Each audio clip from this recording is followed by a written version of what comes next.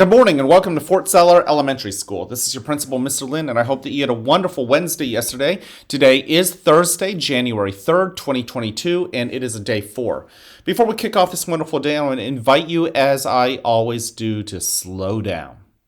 Notice what's around you. The blessings are there. You just have to pause, observe, and notice them. Okay? So let's use our eyes and just scan our environment. And yes, while I want you to find something that catches your eyes, I want you to find something that catches your eyes for something you are grateful for. So I'm staring at something that's actually right here on my table, and I'm going to study it. I'm going to look at it, its shape, its size, how close it is to me, the shadows. There's a shiny part to it. I'm going to notice that as well. Okay, so I'm noticing it, and I am now recognizing that I am in its presence. We're in the same place, in the same time, and I am going to give thanks. It's nice to have coffee. For me, I wouldn't recommend little kids having coffee yet, by the way, but for a grown up, that's something that I'm really thankful for. All right, take a breath in with your nose and out.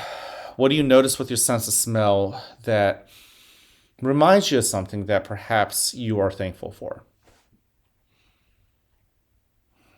And then with your skin, consider what you feel. All right? Are you thankful for the clothing you're wearing? And are you noticing it? And then what do you notice with your ears? Just pause and listen. Yeah. All right. So we're going to move into our breathing exercise. I'm hoping that tomorrow we'll actually have a student join us to teach a new breathing technique. But for today, I'm going to use Wesley's elevator breathing method because I haven't done that in a little bit, and I'm feeling it. So you can use whatever breathing technique works for you. But notice your body, get yourself settled, notice that chair holding you up, and go ahead and take that first breath. And out. You are arriving, allowing your shoulders to relax, settling your body. Breathe in again. If your mind is thinking about anything else, just bring your attention back to the amazingness of your breath. Breathe out. Go ahead and breathe in again. Get yourself into the rhythm of breathing. And then notice your body. Let's start with our back today. Notice how your lower back feels as it supports the rest of your body as you sit down. Breathe out. Notice the middle part of your back. Notice the upper part of your back. Notice perhaps if you're nervous or excited that you might be tense up there. Breathe in. Notice your shoulder blades. That's important too. And breathe out. Turn your attention to your shoulders. Turn your attention to your neck. Breathe in. And balancing on top of your neck is your wonderful head. Breathe out. Notice your head. And then think about what feelings you've brought to school today. Breathe in. Maybe you are excited or you had a great time on the bus. Breathe out. Maybe you're sad.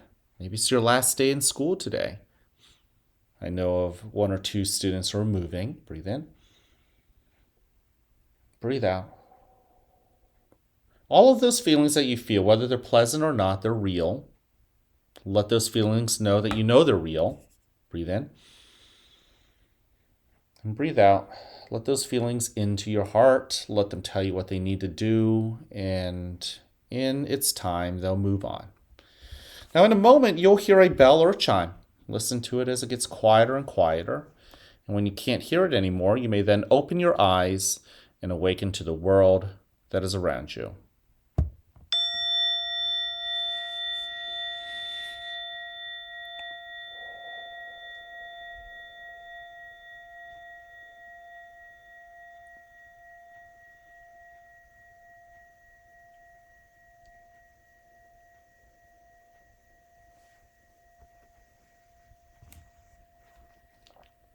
Welcome to a new day right here at the fort where you are loved, where you are cared for, and where we want you to succeed. Now, whether you have a great day or not, this is ultimately your choice. So choose wisely, work at it, and enjoy the rewards. At this moment, please stand and face the flag for the Pledge of Allegiance. I pledge allegiance to the flag of the United States of America and to the republic for which it stands, one nation, under God, indivisible, with liberty and justice for all.